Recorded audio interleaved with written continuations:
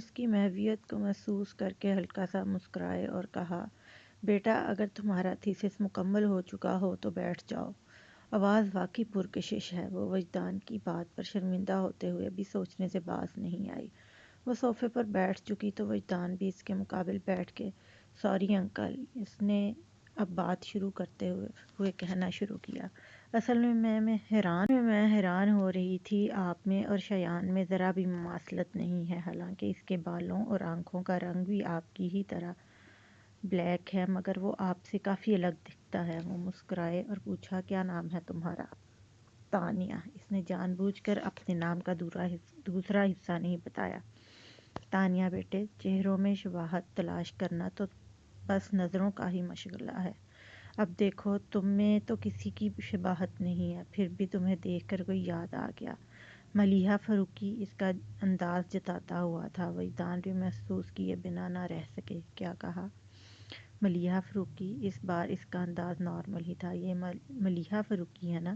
اس نے تصویر کی طرف اشارہ کر کے کہا، شایان کی مدر اور آپ کی مسز۔ ہاں یہ ملیحہ ہی ہیں، انہوں نے آہستہ آواز میں کہا، مگر تم نے کیسے پہچانا؟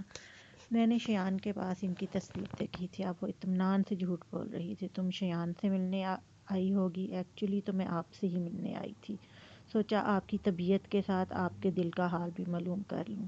دل کا حال کیا بتاؤں؟ زمانے بیت گئے، اب تو یہ خبر بھی نہیں ہوتی کہ سینے میں دل ہے بھی یا نہیں۔ وہ بہت لائٹ سے انداز میں بات کر رہے تھے، مگر تانیہ کو ان کے ہر انداز میں غیر معمولی پن محسوس ہو رہا تھا۔ ان کی شخصیت میں ایک ٹھہراؤ سا تھا، بالکل ایسا جیسے طوفان گزر جانے کے بعد ساحل بہت خاموش، بہت شانت لگنے لگتا ہے۔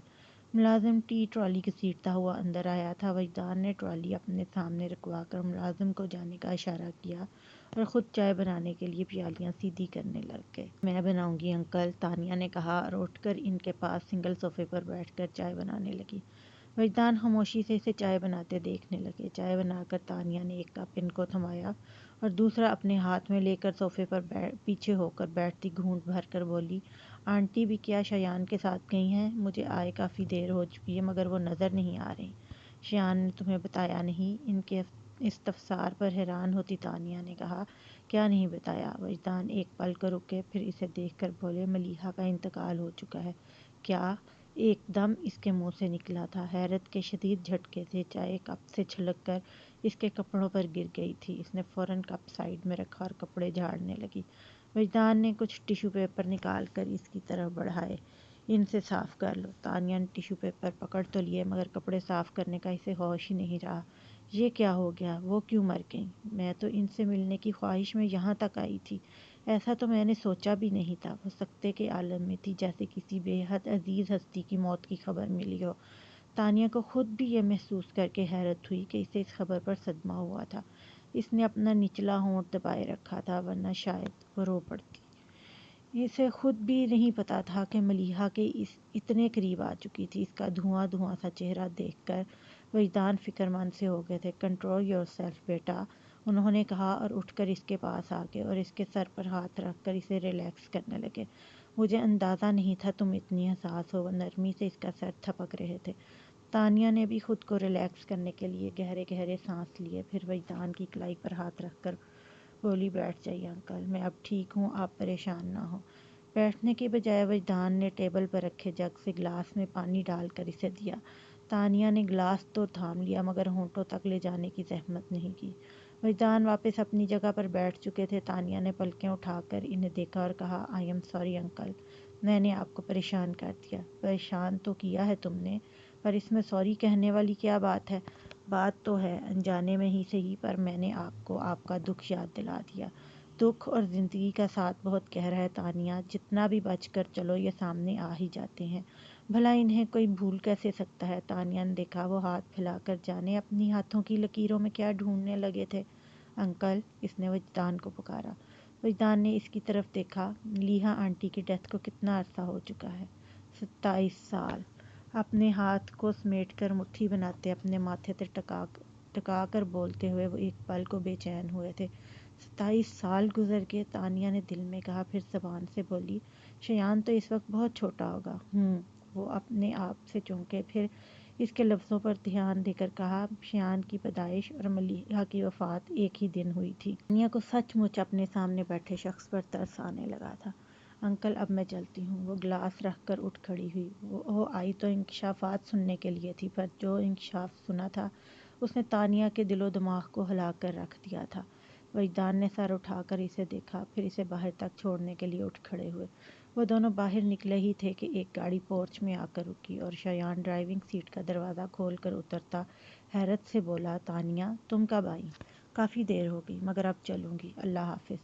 وہ کہیں روک نہ لے اس خیال سے جلدی سے بول کر وہ تیزی سے چلتی گیٹ سے باہر آ گئی اور اپنی گاڑی سٹارٹ کر کے وہ کسی طرف دیکھے بنا سیدھی نکل گئی۔ شایان گاڑی کا دروازہ کھولے ابھی تک گیٹ کی طرف ہی دیکھ رہا تھا۔ وجدان بہت غور سے اس کے چہرے کو دیکھ رہے تھے۔ پاس آ کر انہوں نے شایان کے کندھے پر ہاتھ رکھ کر اسے متوجہ کیا۔ کیا بات ہے برخوردار؟ شایان نے چونک کر انہیں دیکھا اور یوں ہی ہنس دیا، پھر پوچھنے لگا، آپ کو تانیہ کیسی لگی ہے؟ وہ سوچنے لگے، اچھی ہے مگر کچھ جذباتی سی ہے، لیکن کیا فرق پڑتا ہے؟ کون سا میرا بیٹا جذباتیت میں کسی سے پیچھے ہے؟ ابو، اس کے ہنسنے پر جذبز ہوتے ہوئے اس نے کار کا دروازہ بند کیا، پھر وجدان کے شانوں پر بازو پھیلائے اندر آ گیا۔ انہیں ان کے بیڈ روم میں چھوڑ کر وہ چینج کرنے کے لیے اپنے روم میں جانے لگا تو وجدان نے اسے روکا، میرے پاس آ کر بیٹھو۔ وہ نزدیک ہی کارپٹ پر بیٹھ گیا اور سر ان کی گود میں رکھ دیا۔ کچھ دیر تک وجدان کچھ بولے بنا ہی اس کے بال سہلاتے رہے، پھر اسے مخاطب کر کے کہا، شایان مجھے واقعی لگتا ہے تمہیں اب شادی کر لینی چاہیے۔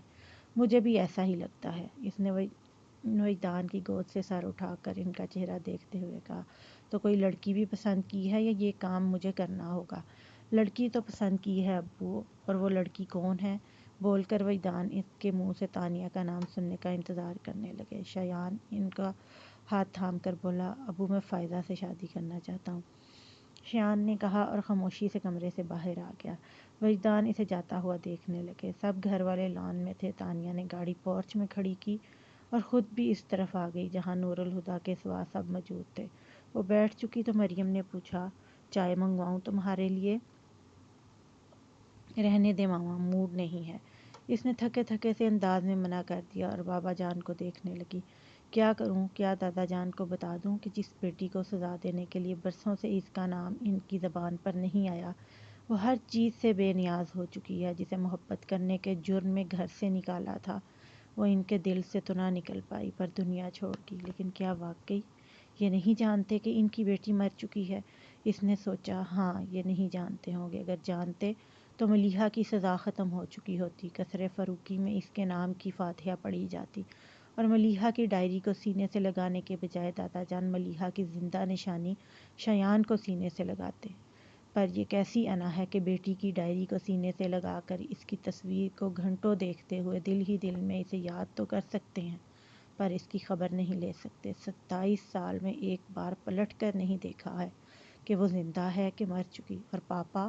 اس کے دل میں ٹیس اٹھی، پاپا سے کیسے کہوں کہ جس کی محبت کا بوجھ قرض کی طرح اٹھا رکھا ہے، وہ تو اپنا فرض بھی نہیں نبھا سکی۔ وجدان کی خاطر سب کچھ چھوڑنے والی آخر اسے بھی چھوڑ گئی اور اپنے بیٹے کو بھی۔ اس کے دل کی حالت عجیب ہو رہی تھی۔ وہ چینج کرنے کا کہہ کر اٹھی اور اپنے کمرے میں آ گئی۔ فائزہ بھی آفس سے آئی تھی اور آتے ہی بیڈ پر ڈھیر ہو گئی، سستی سے لیٹی۔ وہ سوچ رہی تھی کہ اٹھ کر چینج کر لے، پر تھکن ایسی تھی کہ اٹھنا مشکل لگ رہا۔ تبھی ہارن کی آواز سنائی دی۔ فائزہ اس ہارن کو پہچانتی تھی۔ وہ چھلانگ لگا کر بستر سے اٹھی اور کھڑکی سے نیچے پورچ میں جھانک کر دیکھا، پھر زور سے چلائی، وجدان انکل۔ گاڑی سے اترتے وجدان نے آواز کی سمت دیکھا تو فائزہ نے ہاتھ ہلایا اور پہلے سے بھی زیادہ اونچی آواز میں بولی، میں نیچے آ رہی ہوں، پھر چپل پہنے بغیر ہی بھاگتی باہر آ گئی۔ کیا ہو رہا ہے بھئی؟ وجدان اس کی تیز رفتاری پر بولے۔ وہ ان کے شانے سے لگ گئی۔ ہسپتال سے ڈسچارج ہونے کے بعد آپ پہلی بار گھر آئے ہیں، میں نے سوچا سب سے پہلے میں آپ کو ویلکم کروں، لیکن آپ خود ڈرائیو کر کے آئے ہیں۔ شایان کدھر ہے؟ اسے احساس نہیں ہے کہ ابھی آپ کو ڈرائیونگ نہیں کرنی چاہیے؟ وہ لڑاکا عورتوں کی طرح دونوں ہاتھ کمر پر رکھ کر بول رہی تھی۔ وجدان اس کے اس سٹائل پر مسکرا کر کہنے لگے، شایان کی کوئی غلطی نہیں، وہ صبح سکھر جا چکا ہے۔ کیا؟ وہ صدمے سے چلائی، وہ بتائے بغیر چلا گیا؟ آ لینے دیں، ایسی خبر لوں گی کہ یاد رکھے گا، سچ میں بہت ماروں گی، اور آپ بیچ میں نہیں بولیں گے۔ بالکل نہیں بولوں گا۔ وہ اسے دلچسپی سے دیکھ کر کہہ رہے تھے، اندر چلیں؟ اوہو، اس نے اپنے سر پر ہاتھ مارا، میں تو بھول ہی گئی۔ آئیے انکل، اندر آ جائیے۔ وہ فائدہ کے ساتھ اندر آئے اور سیدھے اس کی نانی کے روم میں چلے آئے۔ وجدان کو دیکھ کر بستر پر لیٹی بزرگ خاتون اٹھنے لگی تو وجدان نے آگے بڑھ کر انہیں سہارا دیتے ہوئے تکیہ اونچا کر کے آرام سے بٹھا دیا۔ خالہ، آپ بہت کمزور ہو گئی ہیں، اپنا خیال بالکل نہیں رکھتی۔ وجدان خفا ہو رہے تھے۔ وہ پلکیں جھپکتی کمزور سی آواز میں بولی، ہمارا کیا پوچھتے ہو بیٹا، ہماری تو اب عمر ہو چکی ہے، پر تم کیا اپنے دل کو روگ لگا بیٹھے۔ روگ تو پرانا ہے خالہ، رنگ اب دکھا رہا ہے، اور عمر تو میری بھی ڈھل چکی ہے، اب اور کتنا جیوں گا، 27 سال گزار لیے، اب اور جیا بھی نہیں جاتا۔ وجدان کی آنکھوں میں نمی جھلکی تھی جسے پلکیں جھپک کر وجدان نے ہمیشہ کی طرح اپنے اندر اتار لیا۔ دل جلانے کی باتیں نہ کرو وجدان، وہ دہل گئیں، آج تک ملیحہ کا زخم تازہ ہے۔ گود کھلائی بچی کیسی بھری عمر میں قبر کی ہو گئی، ہم تو ہاتھ ملتے رہ گئے۔ ان کی بوڑھی آنکھیں چھلک پڑیں تو وجدان نے ان کے گرد بازو لپیٹ کر اپنے ساتھ سمیٹ لیا۔ فائزہ کے پاپا وجدان کے آنے کا سن کر کمرے میں آئے تھے، آگے کا منظر دیکھ کر دروازے میں ہی رک گئے۔ کونے میں چاپ کھڑی فائزہ نے انہیں دیکھا تو آہستہ سے بتایا، نانی اماں ملیحہ آنٹی کو یاد کر کے رو رہی ہیں۔ انہوں نے ہونٹ بھینچ لیے اور وجدان کی طرف دیکھا جنہوں نے اسی پل نظریں اٹھائی تھیں۔ ان آنکھوں میں قیامت کے آثار تھے۔ وجدان دھیرے سے اٹھ کر باہر چلے گئے۔ فائزہ جلتی ہوئی بیڈ پر آ بیٹھی اور انہیں چپ کراتے ہوئے گھونٹ گھونٹ پانی ان کے حلق میں اتارنے لگی۔ اس کے پاپا اس کے برابر بیڈ پر بیٹھے اور نرمی سے اس کی نانی کو مخاطب کر کے بولے، وجدان کا خیال تو کر لیا کریں تائی جان، مہینہ بھر پہلے ہی تو اسے ہارٹ اٹیک ہوا ہے، پھر ذرا سوچئے ہمارا آج بھی یہ حال ہے تو اس کا کیا ہوگا۔ ملیحہ کا سب سے نازک رشتہ تو اسی سے تھا، اسی لیے تو وجدان کو دیکھ کر وہ اور بھی یاد آ جاتی ہے۔ اتنی معصوم بچی کیسے کیسے عذابوں سے گزاری گئی، اب وہ ان سے کیا کہتے۔ ان کا ہاتھ تھپک کر وہ فائزہ سے بولے، انہیں دوا دے کر سلا دو، اور خود اٹھ کر باہر آ گئے۔ وجدان انہیں دلان میں ہی مل گئے تھے۔ ستون سے کمر لگا کر کھڑے وہ خالی آنکھوں سے سامنے بچھے تخت کو دیکھ رہے تھے۔ اپنے شانے پر کسی کا ہاتھ محسوس کر کے وہ چونکے اور مڑ کر دیکھتے ہی ان کے منہ سے نکلا، آؤ آفاق۔ پھر کستن مسکرا کر بولے، خالہ ٹھیک ہیں، تم ٹھیک ہو؟ آفاق ان کا چہرہ دیکھ کر بولے تو انہیں نظر چرا کر آہستہ سے کہا، اب تو عادت سی ہو گئی ہے۔ پھر سر جھٹک کر خود کو نارمل کرتے ہوئے کہا، آفاق یار تم سے کچھ بات کرنی ہے۔ ہاں کہو۔ وہ بولے، یہاں نہیں، کمرے میں چلتے ہیں، اور تم سمیرا بھابھی کو وہیں لے آؤ۔ ایسی کیا بات ہے، بتا دوں گا، پہلے کمرے میں تو چلو۔ وجدان نے کہا تو آفاق انہیں اپنے روم میں لے آئے اور آتے ہوئے سمیرا کو بھی کمرے میں آنے کا کہہ دیا۔ سمیرا کمرے میں آئیں تو وہ دونوں صوفوں پر بیٹھے تھے۔ ان پر نظر ڈال کر وہ وہیں آ کر آفاق کے ساتھ بیٹھ گئیں۔ ہاں اب بولو، آفاق وجدان سے بولے۔ وجدان نے ایک نظر ان کے چہروں کو دیکھا اور پھر کہنے لگے، بات یوں تو بہت سیدھی سی ہے، شایان جوان ہو چکا ہے اور مجھے لگتا ہے اب اسے شادی کر لینی چاہیے۔ ویسے عام طور پر ماؤں کو بیٹوں کے سر پر صحرا سجانے کا شوق ہوتا ہے، پر شایان کی ماں تو ہے نہیں، اس لیے یہ کام بھی مجھے ہی کرنا ہوگا۔ شکر ہے وجدان تمہیں خیال تو آیا۔ سمیرا ہنس کر بولی، تم بتاؤ کوئی لڑکی دیکھی ہے یا میں کچھ مدد کروں؟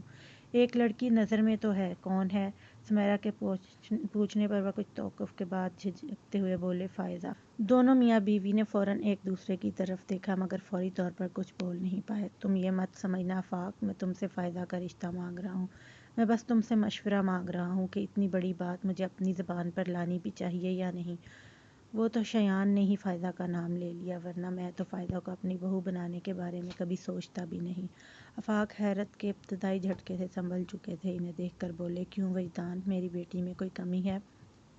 وجدان کے ساتھ سمیرا نے بھی چونک کر انہیں دیکھا۔ وجدان نے کہا، میرا یہ مطلب نہیں تھا آفاق، فائزہ ہر لحاظ سے بہترین ہے، مگر شایان کو فائزہ کے حوالے سے قبول کرنا شاید تمہارے لیے مشکل ہو۔ شایان تمہارا اور ملیحہ کا بیٹا ہے، اس حوالے کے بعد انکار کی کوئی گنجائش نہیں بچتی، مگر فائزہ سے پوچھنا ہوگا، اگر اسے کوئی اعتراض نہیں ہوا تو مجھے بھی کوئی اعتراض نہیں ہوگا۔ وجدان نے ممنونیت سے انہیں دیکھ کر کہا، تم نے مجھے میرے بیٹے کے سامنے شرمندہ ہونے سے بچا لیا، بلکہ میری زندگی میں وہ کون سا مقام ہے جہاں تم نے میرا ساتھ نہیں دیا؟ یاد نہیں آتا آفاق، میں نے وہ کون سی نیکی کی تھی جو اللہ نے مجھے تم جیسا دوست دیا؟ میں نے تو کبھی تم پر کوئی احسان نہیں کیا، بس دوستی نبھائی، اور اب ایک لفظ اور مت کہنا۔ آفاق نے انہیں ڈپٹ کر کہا اور وہ ہلکا سا مسکرا دیے۔ فائزہ کو جب اس پرپوزل کے بارے میں پتہ چلا اور ساتھ ہی سمیرا نے یہ بھی بتایا کہ شایان نے خود اس سے شادی کی خواہش ظاہر کی ہے تو وہ چپ سی ہوگی۔ ان کے پوچھنے پر بس اتنا ہی کہا، میں سوچ کر بتاؤں گی۔ شایان کے لیے فائدہ کی خاموشی حیران کن تھی۔ جب سے وجدان نے فون پر اسے بتایا تھا کہ وہ آفاق اور سمیرہ سے رشتے کی بات کر چکے ہیں، اسے فائدہ کی طرف سے کسی دھماکے کا انتظار تھا۔ حالات کا جائزہ لینے کے لیے اس نے سمیرہ سے بھی فون پر بات کی تھی، پر انہوں نے پرپوزل کے بارے میں کوئی بات ہی نہیں کی اور براہ راست فائدہ سے بات کرنے کی اسے ہمت ہی نہیں ہوئی۔ اسے پتہ تھا وہ اس پر چڑھائی کر دے گی۔ ڈی آئی جی آفس میں اسے میٹنگ کے لیے کال کیا گیا تھا۔ 1.5 گھنٹے کی میٹنگ کے بعد وہ آفس میں آیا اور سیٹ پر بیٹھ کر اپنا موبائل آن کیا جو اس نے میٹنگ کے دوران بند کر رکھا تھا۔ فائزہ کی طرف سے 14 مس کال الرٹ تھے۔ وہ اپنی سیٹ پر ریلیکس ہو کر بیٹھا تھا۔ چونک کر سیدھا ہوتے دونوں کوہنیاں ٹیبل پر ٹکاتے ہوئے سوچنے لگا کہ آخر فائدہ نے اتنی بار اسے کال کرنے کی کوشش کیوں کی ہوگی۔ پھر کچھ سمجھ میں نہیں آیا تو وہ اس کا نمبر ڈائل کرنے لگا۔ پہلی ہی بیل پر اس کی کال ریسیو کر لی گئی تھی۔ شایان کے ہیلو بولنے سے پہلے ہی فائدہ کی تیز مگر رندھی ہوئی آواز فون پر سنائی دی، شایان تم فوراً کراچی آ جاؤ۔ کیوں، کیا ہوا؟ وہ پریشان ہو کر بولا۔ بس تم گھر آ جاؤ شایان، جتنی جلدی ہو سکے آ جاؤ۔ اس کے مستقل رونے پر شایان کو اچانک ہی وجدان کا خیال آیا۔ اسی خیال سے خوف زدہ ہو کر وہ تیزی سے بولا، فائدہ ابو ٹھیک ہے؟ ہاں، اب کہ وہ خود پر قابو پا کر بولی، انکل خیریت سے ہیں، مگر تانیہ، اتنا بول کر وہ رونے لگی۔ تانیہ کو کیا ہوا ہے؟ شایان، تانیہ نے خودکشی کر لی۔ کیا کہہ رہی ہو؟ اس کی آواز پھٹ پڑی۔ اس کی حالت بہت خراب ہے شایان، اس نے اپنی دونوں کلائیاں کاٹ لی ہیں، ڈاکٹر کہہ رہے ہیں اس کی حالت بہت سیریس ہے، وہ مر جائے گی شایان، تانیہ مر جائے گی، بس تم فوراً آ جاؤ۔ اس نے اتنا ہی کہا تھا کہ لائن کٹ گئی۔ شایان کے حواس گم ہو چکے تھے۔ اس نے اپنی کلائیاں کاٹ لیں۔ شایان کے کانوں میں فائدہ کی آواز ابھری اور اسے لگا کوئی تیز دھار چیز اس کی شہ رکھ کر پھر گئی ہو۔ اس کی حالت بہت خراب ہے۔ شایان کی خود کی حالت ایسی ہو رہی تھی جیسے جسم میں جان ہی نہ رہی ہو۔ وہ مر جائے گی، تانیہ مر جائے گی۔ نہیں، شایان کے اندر کچھ بلاسٹ ہوا تھا۔ وہ اپنی سیٹ سے اٹھا اور آندھی طوفان کی رفتار سے باہر دوڑا۔ پولیس اسٹیشن میں موجود لوگوں نے حیرت سے اے ایس پی شایان مصطفیٰ کو دیوانوں کی طرح بھاگتے ہوئے دیکھا۔ کچھ نے اسے آوازیں بھی دیں مگر اس کی تیزی میں کوئی فرق نہیں آیا۔ جیپ میں بیٹھ کر اس نے انجن سٹارٹ کیا اور ایکسیلیٹر کو پوری طرح دباتے ہوئے جھٹکے سے جیپ آگے بڑھا دی۔ سر جی کی آوازیں لگاتار اس کے پیچھے آ رہی تھیں۔ سامنے سے آتا کانسٹیبل عین وقت پر چھلانگ لگا کر سائیڈ میں ہو گیا، ورنہ شایان کی جیپ اسے رونتے ہوئے گزر جاتی۔ شایان سے بات کرتے کرتے فائدہ نے بیچ میں خود ہی لائن ڈسکنیکٹ کر دی اور اب وہ حساب لگا رہی تھی سکھر سے کراچی تک کی ڈرائیو 2.5 سے 3 گھنٹے کی ہے، مگر شایان زیادہ سے زیادہ 2 گھنٹے میں کراچی پہنچ جائے گا۔ آدھا گھنٹہ مزید لگے گا گھر آنے میں، یعنی میرے پاس 2 گھنٹے ایکسٹرا ہیں۔ اس کے بعد کام شروع ہو جائے گا۔ پھر وہ آرام سے بیڈ پر اوندھی لیٹ کر میگزین پڑھنے لگی جو وہ شایان کا فون آنے سے پہلے پڑھ رہی تھی۔ جب 2 گھنٹے گزر گئے تو بیڈ سے اٹھی اور نیچے کچن میں آ گئی جہاں سمیرہ رات کے کھانے کے لیے ملازمہ کو ہدایت دے رہی تھی۔ ممی، اس نے بیچ میں انہیں مخاطب کیا، انداز ایسا تھا جیسے سخت فکر مند ہو۔ کیا ہوا؟ سمیرہ اس کی آواز پر مڑی، پھر اس کی شکل دیکھ کر پریشان ہوگی۔ ممی، ابھی وجدان انکل کا فون آیا ہے، ان کی طبیعت بہت خراب ہو رہی ہے، کہہ رہے تھے سینے میں درد ہے، آپ پلیز جلدی جا کر معلوم کریں کہیں ان کی حالت زیادہ خراب تو نہیں۔ اچانک کیا ہو گیا اسے؟ ابھی کل تو آفاق اسے اپنے ساتھ چیک اپ کے لیے لے کر گئے تھے، ڈاکٹر نے کہا تھا سب ٹھیک ہے۔ وہ واقعی فکر مند ہو گئی تھی۔ ہارٹ پیشنٹ کا کیا پتہ، کبھی بھی طبیعت خراب ہو سکتی ہے۔ ممی پلیز آپ جائیے نا انکل کے پاس، مجھے بہت فکر ہو رہی ہے۔ ہاں جاتی ہوں، جواد سے کہو گاڑی نکال۔ وہ تیز تیز بولتی کچن سے باہر آ کر اپنے کمرے میں چلی گئیں۔ فائدہ فوراً اپنے بھائی کے پاس آ کر بولی، اٹھ جائیں جواد بھائی، ممی کہہ رہی ہیں گاڑی نکالیں، انہیں وجدان انکل کے گھر جانا ہے، ان کی طبیعت خراب ہے۔ جواد جلدی سے اٹھ بیٹھا، تمہیں کس نے بتایا؟ انکل کا فون آیا تھا، مگر آپ دیر مت کریں، جلدی سے گاڑی نکالیں۔ جواد سر ہلاتا فوراً اٹھ کر اپنی چپلیں تلاش کرنے لگا اور کپڑے بدلے بنا ہی ڈھیلے ڈھالے ٹراؤزر ٹی شرٹ میں گاڑی کی چابی اٹھا کر باہر نکل گیا۔ فائزہ سمیرہ کے کمرے میں آئی، وہ چادر اوڑھ کر تیار کھڑی تھی۔ جواد اٹھ گیا۔ فائزہ کو دیکھ کر انہوں نے پوچھا، بھائی گاڑی میں آپ کا انتظار کر رہے ہیں۔ اتنا سن کر ہی وہ باہر نکلی۔ پیچھے آتی فائزہ معصومیت سے بولی، ممی میں بھی چلوں؟ نہیں، اس کی توقع کے مطابق انہوں نے منع کر دیا، امی اکیلی ہو جائیں گی اور تمہاری چچی بھی میکے گئی ہوئی ہیں، ورنہ وہ سنبھالتی، انہیں کھانا کھلا کر ٹائم سے دوا دے دینا۔ اور تم نے اپنے پاپا کو فون کیا ہے؟ चलते चलते रुक कर उन्होंने पूछा तो फ़ायदा गड़बड़ा गई। पापा को फ़ोन करने की क्या ज़रूरत है कैसे, क्या मतलब? वो खफा हुई और कॉरिडोर में रखा टेलीफोन सेट उठाकर आफाक को फ़ोन में ला दिया। आफाक, आप फ़ौरन विजदान की तरफ आ जाएं, इसकी तबीयत सही नहीं है। इसका फ़ोन आया था, फ़ायदा से बात हुई। हाँ, मैं भी जा रही हूँ। अच्छा ठीक है। फ़ायदा अपना सर पकड़ कर खड़ी थी। सुमेरा ने आफाक से बात करके फ़ोन रखा तो इसने फ़ौरन इन्हें पकड़ कर बाहर धकेला, कहीं वो किसी और को भी फ़ोन ना कर दें। इन्हें भेजकर फ़ायदा ने तानिया का नंबर मिलाया और इसके फ़ोन उठाने का इंतज़ार करने लगी। फ़ायदा, कैसी हो? इसका नंबर फ्लैश होता देखकर तानिया ने कॉल रिसीव करते ही कहा, मैं ठीक हूँ। अच्छा सुनो, तुम फ़ौरन घर आ जाओ। क्यों? खैरियत? एक सरप्राइज़ है। मैं इस वक्त पोर्च में ही खड़ी हूँ, बस फ्रेश होकर आ जाती हूँ। फ्रेश यहाँ आकर हो जाना, देर करने की ज़रूरत नहीं, बस फ़ौरन चली आओ। अच्छा बाबा, आ रही हूँ, तानिया ने कहा। वो पोर्च में गाड़ी रोक कर दरवाज़ा खोले इससे बात कर रही थी। फ़ोन बंद करके वो वापस गाड़ी में बैठी और रिवर्स करके गेट से बाहर ले गई। मरियम लान में ही थी। इसे पोर्च में खड़े फ़ोन पर बात करते देखकर वो इस तरफ आई, मगर इनके पहुंचने से पहले ही वो गाड़ी में बैठकर गेट से बाहर जा चुकी थी। जिस वक्त फ़ायदा के घर पहुंची रात के 9 बज रहे थे। फ़ायदा गाड़ी की आवाज़ पर बाहर आ गई, फिर तानिया को साथ लिए वो अंदर सिटिंग रूम में आ गई। हाँ कहो, क्या सरप्राइज़ है? तानिया काउच पर बैठने के बाद बोली, शयान ने मुझे प्रपोज़ किया है। फ़ायदा ने बाजू लपेट कर इसे देखते हुए स्पाट लहजे में कहा। तानिया कुछ देर तक बोल नहीं पाई। मुबारक हो। जब इसने तो इसकी आवाज़ बेहद धीमी थी और शट अप। फ़ायदा एकदम ही फट पड़ी। ये क्या तमाशा लगा रखा है तुम दोनों ने? वो तुमसे मोहब्बत करता है और तुम उससे मोहब्बत करती हो, मगर शादी किसी और से करोगे? शयान ने कभी मुझसे मोहब्बत नहीं की। वो ज़ुर्दा सी हो गई। रियली? वो इस्तहज़ाइया अंदाज में बोली। तानिया को बुरा लगा। हाँ, शयान ने कभी नहीं कहा कि इसे मुझसे मोहब्बत है। तुमसे नहीं कहा होगा, मगर मेरे सामने इतने सैकड़ों बार एतराफ़ किया है कि वो तुम्हें चाहता है। वो तप कर बोली। तानिया बस इसे देख कर रह गई। अब वो टहल टहल कर अपने गुस्से पर काबू पाने की कोशिश करते हुए ज़ोर ज़ोर से बोल रही थी, अच्छी भली लव स्टोरी है, मगर नहीं, ट्रेजिडी का होना बहुत ज़रूरी है। ना बने कोई और जालिम समाज। ये काम खुद भी तो किया जा सकता है। ना जाने कहाँ कहाँ से लंगड़ी लूली किस्म की मजबूरियाँ बरामद करके सोग मनाया जा रहा है। तुम इतना उलझ क्यों रही हो? अगर तुम्हें कुछ शक है तो इनकार कर दो। वो तो मैं कर ही दूंगी, तुम्हारे मशवरे की ज़रूरत नहीं, मगर तुम इकरार क्यों नहीं करती? जब शियान ने ही कभी कुछ नहीं कहा तो मैं क्यों कहती? इसे भी गुस्सा आ गया। फैंटास्टिक। वो और भी भड़क गई। मोहब्बत करने से पहले क्या इसकी इजाज़त ली थी? जब तुम्हें इसकी तरफ से गारंटी चाहिए। कमाल हो गया। 21वीं सदी की बोल्ड लेडी मोहब्बत के मामले में 18वीं सदी की दोशीज़ा साबित हो रही है। जीप रुकने की आवाज़ सुनकर वह चुप हुई, फिर बोली, आगे मजनू साहब लैला लैला पुकारते। आज तो आमना सामना होकर रहेगा। जितनी बार दिल चाहे आई लव यू कहलवा लेना। शयान आया है? तानिया सटपटा गई।